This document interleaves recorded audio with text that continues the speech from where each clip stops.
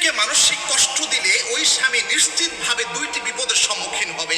এই দুনিয়াতে তার দুইটা বিপদ আসবেই আসবে, এটা কিন্তু চির সত্য একটা কথা। অনেকে মনে করে হয়তোবা স্ত্রীদের সাথে যাচ্ছে তাই আচরণ করলাম আর আমি এমনি জান্নাতে চলে যাবো, অত সহজ বিষয় নয়। দুইটি শাস্তির মধ্যে একটা শাস্তি এই দুনিয়াতে আপনি পাবেনই, আর একটা শাস্তি তো আখিরাতে আছে। সেটা হচ্ছে কোন স্ত্রীকে আপনি কষ্ট দিলেন, আপনার স্ত্রীকে, তাহলে প্রথম যে আল্লাহ আপনাকে শাস্তিটা দিবেন সেটা হচ্ছে আপনার মানসিক শান্তিও আল্লাহ রাব্বুল আলামিন উঠিয়ে নেবেন।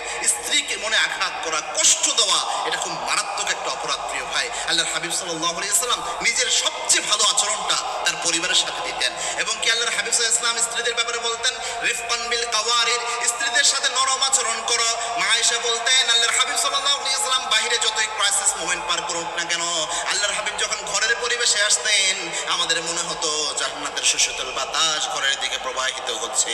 এবং কি আল্লাহ রাব্বুল আলামিন এই স্বামী স্ত্রীর সম্পর্কটাকে বলেছেন লিতাসকুন ইলাইহা, একজন আরেকজনের কাছ থেকে মানসিক প্রশান্তি পাবে।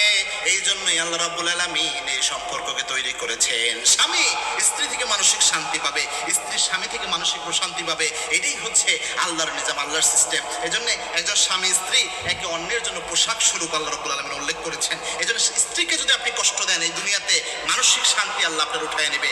দুই নাম্বার যে শাস্তিটা আপনি পাবেন সেটা হচ্ছে এই যে স্ত্রীর উপর আপনি জুলুম করেন, কষ্ট দেন, তার চোখে পানি ফেলার আপনি কারণ হন, এটার কারণে আল্লাহ রাব্বুল আলামিন আপনাকে কিয়ামতে ধরবেন।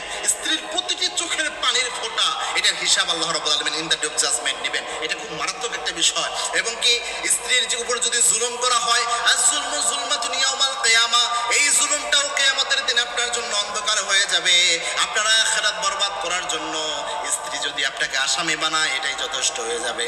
এজন্য আল্লাহর হাবিব সাল্লাল্লাহু আলাইহি ওয়াসাল্লাম বলতেন খায়রুকুম লিনিসাইকুম, তোমাদের মধ্যে ওই ব্যক্তি আল্লাহর কাছে সেরা যে ব্যক্তি তার স্ত্রীর কাছে সেরা।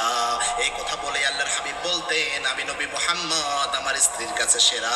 সুবহানাল্লাহ। এজন্য স্বামী স্ত্রীর কাছে ভালো হতে হবে, স্ত্রী স্বামীর কাছে ভালো হওয়ার চেষ্টা করতে হবে, এটা অন্যতম গুরুত্বপূর্ণ বিষয়। হ্যাঁ, কেউ যদি জালেম হয়, কোন স্ত্রী যদি জালেম হয় অথবা স্বামী যদি জালেম হয় সেটা ব্যতিক্রম হিসাব। তবে একজন নারীর জীবনে সবচেয়ে দামি সম্পদ হচ্ছে তার স্বামী, আর একজন স্বামীর জীবনে তার সবচেয়ে দামি সম্পদ হচ্ছে তার স্ত্রী। এবং আল্লাহর হাবিব সাল্লাল্লাহু আলাইহি ওয়াসাল্লাম এইভাবে উৎসাহিত করেছেন। আল্লাহ আমাদের বোঝার তৌফিক দান করুন, আল্লাহুম্মা আমিন।